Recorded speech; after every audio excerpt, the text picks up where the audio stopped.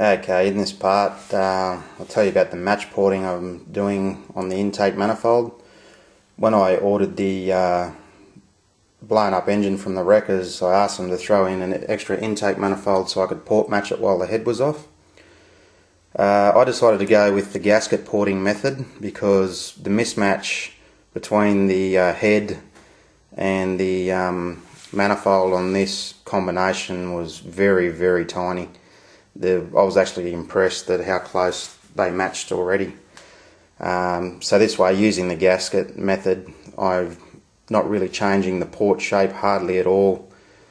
Some engines you have to be careful because you can't just put the gasket on and then scribe the outlines, because you may have to hog like ½ an inch of aluminium out, which will drastically change the shape of the port and possibly slow down flow, which would defeat the purpose of doing it.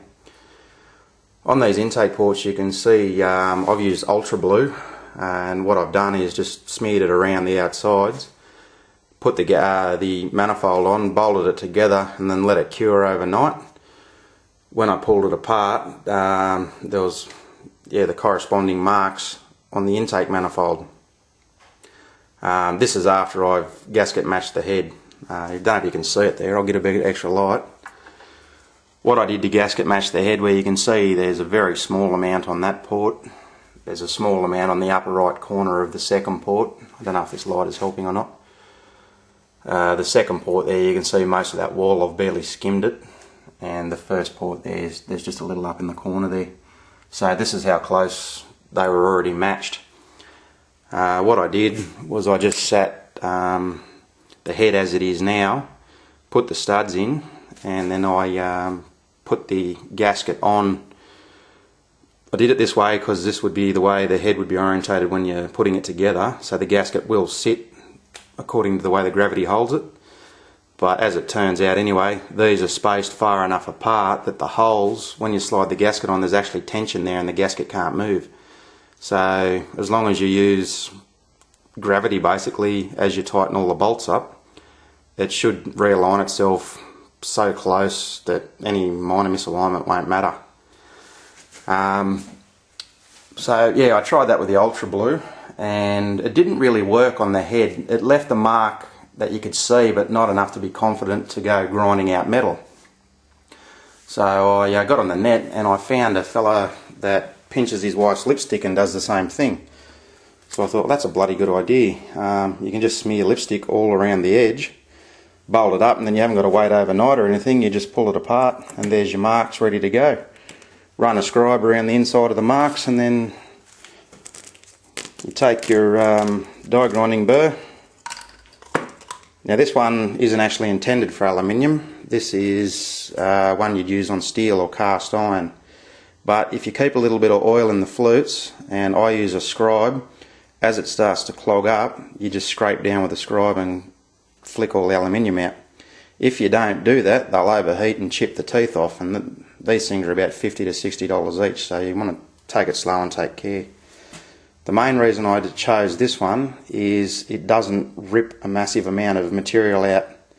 It's very easy with a spinning die grinder, an aggressive bit, to chop great chunks out of a head or a manifold and basically ruin them. Okay, the intake manifold that I got supplied with that head didn't look like this when I got it. It was filthy and rusted. The intake, that's where the carby sits, and all up the runners was just choked with oil and built up carbon. I thought of several ways of trying to clean it. I have a parts washer. I thought of soaking it, I thought of pressure washing it. And then I read about soda blasting in a car magazine, so I took it over to the Soda Blast place in Depot Road in Dubbo. They're just called Dubbo Soda Blast. And I left it with him. He rings me 2 days later and says, come over and pick it up. And this is the condition it came back in. It's absolutely spotless inside and out. There's no bead blast marks or damage or anything to the parent metal. And it only cost $15. So why would you do it any other way? there was a little bit of corrosion around where the thermostat sits, but it's mostly eliminated that. It was quite corroded in this corner where the temperature sensor goes, so I had to get it welded up, and then I dropped the whole thing at the machine shop and they machined the surface smooth again. So I'll just have to file that out for it to fit back in. But yeah, so now I've got a nice smooth surface, so I can use the lipstick and port match it. While I'm here, I'll just go onto the manifold, the timing cover. This is the timing cover that came with the engine. As you can see, there's a lot of scale and build up in it, and it's in pretty poor condition.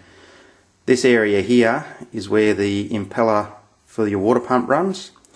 If there's any cavitation or holes like that, the pump won't pump properly, and it'll cause bubbles and what they call cavitation, which causes overheating and problems. So this cover as it stands is unusable, which is a shame because they're not cheap.